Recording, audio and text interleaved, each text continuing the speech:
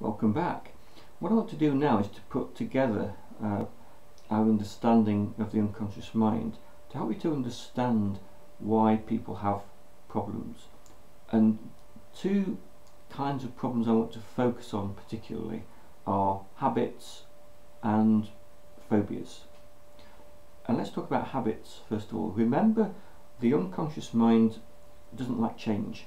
It hates change. It's very, very fearful of change. Now, supposing, and also it's non-rational, so it doesn't know the difference between a good habit and a bad habit. It's the conscious mind that makes those choices. So let's take as an example maybe someone who's been smoking for a long time. Let's say someone who's been smoking 20 a day for 30 years. So that's doing the same behaviour several times a day, every day, week after week, month after month, year after year. So it's a very deeply ingrained habit. And let's say that one day that person makes a conscious decision. They consciously decide, and they may have made the decision years ago, that smoking is a bad habit. Their unconscious mind won't realise that. It just sees it as a pattern of behaviour. That's nothing more, nothing less. But one day the person consciously decides, I'm going to stop smoking today. And so they stop smoking. Now their unconscious mind, because it likes repetition and it hates change, is going to create all sorts of barriers, all sorts of obstacles. It's going to give the person lots and lots of excuses to get them to start smoking again, because that's what it knows, that's what it feels comfortable with. It's familiar. It really does hate this change. So it creates, as I say, it creates barriers, irritability, frustration, perhaps even anger, maybe even feeling ill, all sorts of symptoms. Now these are all, although they are real in a sense, they're also a trick of the mind. They're a trick of the unconscious mind, trying to get that person to start smoking again. And when this happens, 9 times out of 10, they will probably start smoking again. And then the unconscious mind can feel happy once again. So, in other words, for a person to actually stop smoking, or change any other habit, overeating would be another example, you have to, it's more than willpower. You see, a lot of people say, I don't have enough willpower to stop smoking, I don't have enough willpower to eat more healthily and hence lose weight. It's not about willpower. Willpower is just that part in the conscious mind that makes that initial decision. I'm going to lose some weight, I'm going to stop smoking, I'm going to stop drinking alcohol or taking drugs or whatever it is. That's the conscious mind that does that. But in order for it to actually be followed through, for the person to actually stop smoking or stop drinking or whatever, you have to make the necessary changes at an unconscious level, in the unconscious part of the mind. And that's where hypnotherapy really comes into its own, because hypnotherapy is about this communication with the unconscious part, the deeper part of the mind. So I hope now you can understand how and why habits persist and are very, very difficult to break, but not impossible. If you make the right changes at a deep level, at an unconscious level, it's entirely possible to break any unwanted habit. I want to talk now about phobias. Now, what I mean by a phobia is an irrational fear. Apparently, the only fears that we're actually born with are fear of falling and fear of loud noises.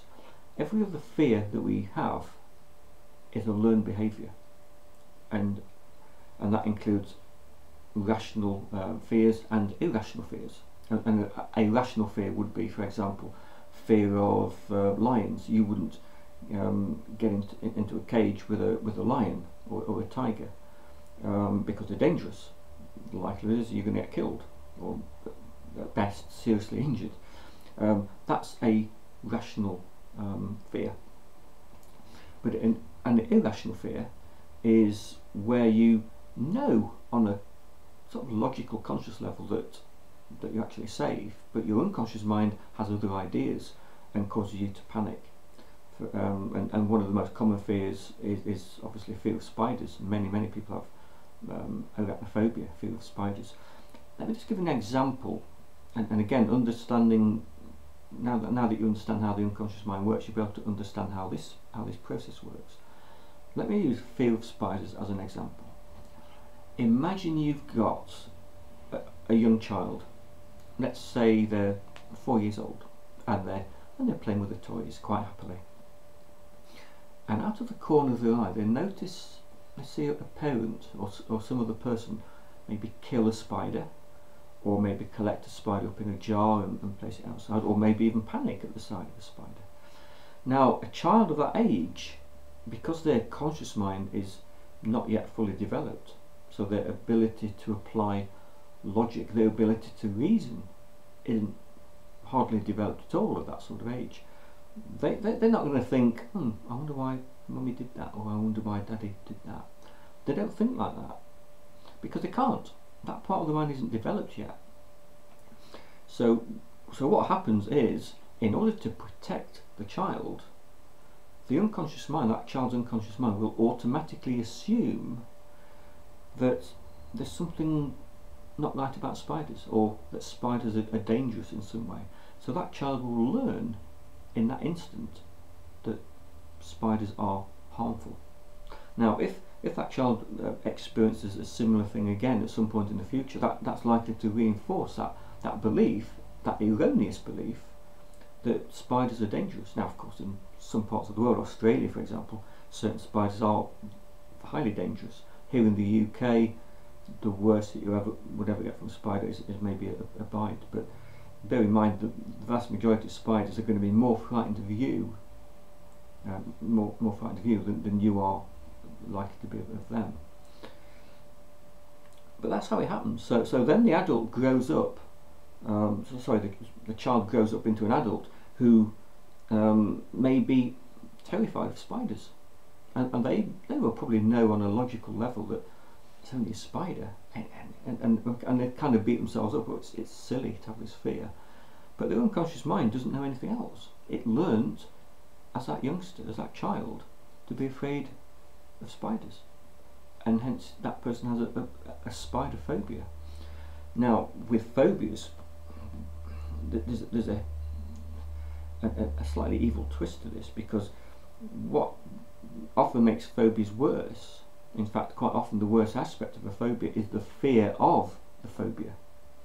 For example, let's supposing you have someone who has a fear of flying. So in other words, someone who gets panicky when they're on an aeroplane. Over a period of time, they can develop a fear of getting on an aeroplane because of the fear of what might happen if they did, because they don't want to panic, so they avoid flying altogether. They don't put themselves, they won't allow themselves to go in that situation. Similar with fear of public speaking. It's not only the feeling of unease or panic while doing a presentation, it's that fear of what if I go red, what if I start to stutter, what if I get lost and there's a long pause, what will people think of me, and those kind of things, and that quite often makes the phobias even worse. And if a person has those, taking it to its extreme, it can reach the point with some people where they're almost afraid to go out of their own house. And now we're talking about a condition called agoraphobia, where people are so afraid of having a panic attack in a public place that their unconscious mind decides that the best place to stay is at home, because then if you have a panic attack or anything like that, no one else is going to know, no one's going to see you. So I hope now you can begin to understand not only how the unconscious mind works, but how it can quite often work against us to cause problems such as anxiety and panic and fears, and keep us stuck in old habits that we don't consciously want, but our unconscious mind keeps us in those habits. On the next video I'll be talking briefly about the mind-body link. So I'll see you again soon.